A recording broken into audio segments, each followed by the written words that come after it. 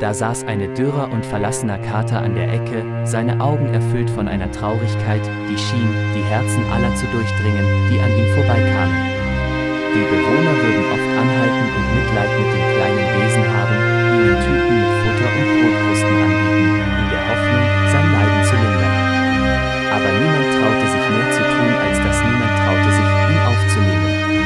Die zerbrechliche Gestalt der Katze schien die Härte der Welt zu veranschaulichen, die sie ertragen hatte, und ihre klagenden Augen erzählten Geschichten von einem Leben voller Verlassenheit und Trauer.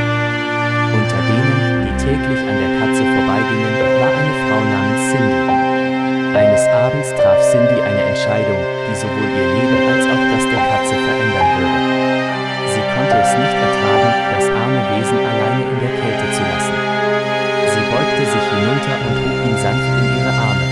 Die Katze, zerbrechlich und zitternd, leistete keinen Widerstand. Cindy nannte ihn Tim. Zu Hause bei Cindy fand Tim Wärme, Schutz und, am wichtigsten, Liebe. Es stellte sich heraus, dass er eine junge Katze war, nur etwa 1,5 Jahre alt, und er besaß eine bemerkenswert ruhige und sanfte Natur. Tim war anders als all die anderen Tiere von Cindy.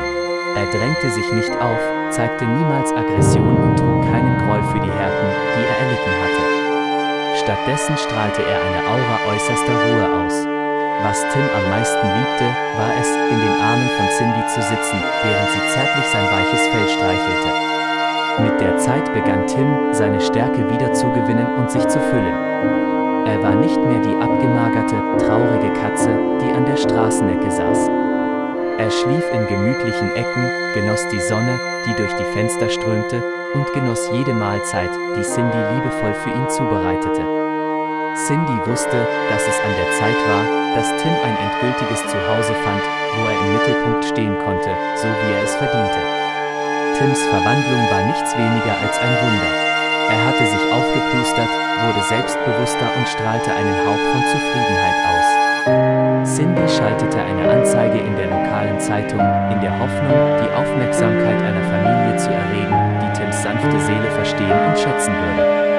Eines Tages kam ein Paar an Cindys Tür. Ihre Gesichter strahlten Güte und Mitgefühl aus. Sie knieten sich hinunter und trafen Tim,